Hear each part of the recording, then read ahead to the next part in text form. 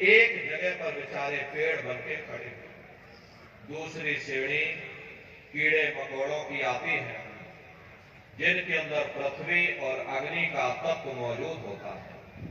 तीसरी श्रेणी पंछियों की आती है, चौथी चौपाए जानवरों की आती है, और पांचवी स्वयं इंसानों की आती है, जिसके अंदर पांचों तत्व जल पृथ्वी अग्नि वायु आकाश पांचों तत्व मौजूद होते हैं। प्रेमी भाई बहनों, ये चार खाने हैं, इनकी अलग अलग कुल 84 लाख योनियां होती हैं। अब आप पेड़ पौधों को ही देखिए तो आम का पेड़ अलग है, नीम का पेड़ अलग है, पीपल का पेड़ अलग है। ऐसे अलग अलग प्रजातियों के कीड़े मकोड़े हैं, अलग अलग प्रजातियों के पशु और पंछी हैं। कुल मिलाकर 84 लाख योनियां हैं। हम दुनिया के जीव नरकों की सजा भोगने के बाद में इन्हीं 84 लाख योनियों में डाल दिए जाते हैं। अरे मामूली कष्ट नहीं होता। हमको आपको गर्मी लग गई तो हम लोग देखो छाया में आ गए, सर्दी लग गई कम्बल रजाई ओढ़ लिया, भूख लग गई तो भोजन कर लिया, बीमार हो गए तो अस्पतालों में चले गए, अपना अपना इलाज करवा लिया। लेकिन देखो उन जानवरों को, क्या गर्मी, क्या सर्दी और क्या बरसात, एक एक रोटी के टुकड़े के लिए बेचारे दर बदर रोड पर भटकते रहते हैं। किसी का हाथ कट गया, किसी का पैर कट गया, किसी को आपने जीते जी काट डाला, मुर्गी की पकड़ करके गर्दन ही घुमा डाली।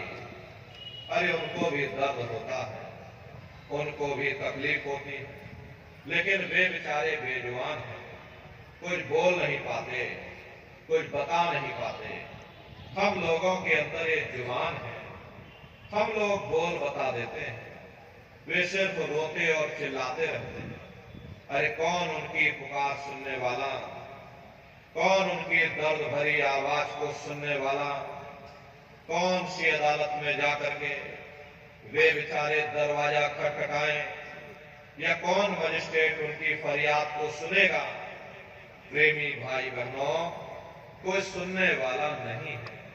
अरे कई जन्म भय कीट पतंगा, कई जन्म भय नील कुरंगा, कई जन्म पंखी सरखोइयो, कई जन्म है वर्ग जोयो, मिल जगदीश मिलन की बरिया, और चिरंकार यह देश।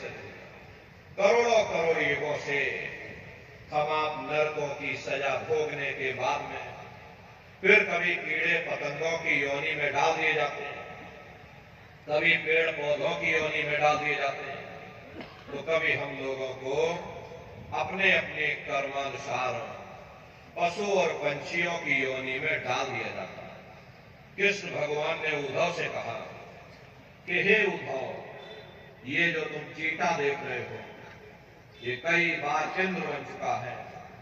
प्रेमी भाई बहनों, जब स्वर्गों का राजा इंद्र वे अपने कर्मों के कारण चीता बन सकता, तो हम दुनिया के जीवों का क्या हाल होगा।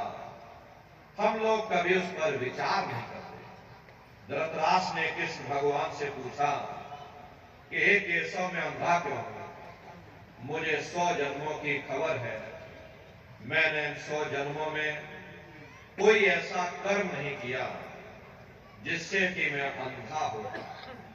कृष्ण भगवान ने सिर पर हाथ रख करके कहा, जरा और पीछे जाकर के देखो। देखा तो 106 जन्म का कर्म निकला। प्रेमी भाई बहनों, ये कर्मों का बड़ा पेचीदा संसार है। यहां तुम जैसे कर्म करोगे वैसा फल तुमको मिलेगा। कर्म भूत सब जग को लागा, या से बचे नहीं कोई जागा।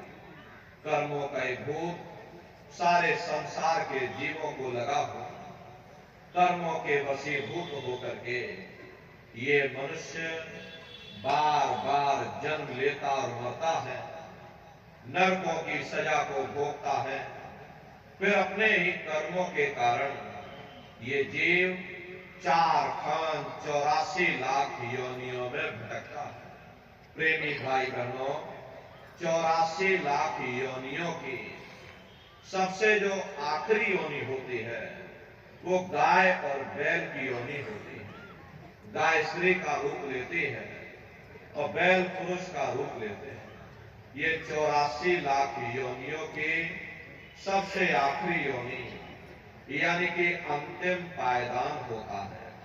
उसके बाद तब जाकर के हम लोगों को दोबारा फिर से मनुष्य शरीर प्राप्त होता है। इसीलिए कहा गया है, बड़े भाग्य मानुष तर पाया, कोट जन्म भटका जब, कोटान कोट जन्म जन्मांतरों तक अलग अलग योनियों में भटकने के बाद में तब बड़े सौभाग्य से तुम लोगों को ये मनुष्य शरीर प्राप्त हुआ है। लेकिन बड़े अफसोस की बात है, जैसे किसी को हीरा मिल गया, उसे हीरे की परख नहीं, उसने हीरे को ले जाकर के गधे के गले में बांध दिया। ठीक उसी प्रकार से ये मनुष्य शरीर उत्तम से उत्तम है, लेकिन इंसान इसकी कद्र नहीं करता। खाने पीने ऐसो इशरत में अपने कीमती समय को और श्वासों की पूंजी को बर्बाद कर देता। रात गवायो सोए के, दिवस गवायो खाए, हीरा जन्म अमोल था, कौड़ी बदले जाए। भगवान राम ने कहा, बड़े भाग्य मानुष तन पाया, सुर दुर्लभ सदग्रंथ नहीं गाया। सुर कहते हैं देवताओं को, बड़े से बड़े देवी और देवता भी इस मनुष्य शरीर को पाने के लिए तरसते हैं, क्योंकि इसी मनुष्य रूपी मंदिर में बैठ करके हम आप उस परमात्मा की भक्ति कर सकते हैं।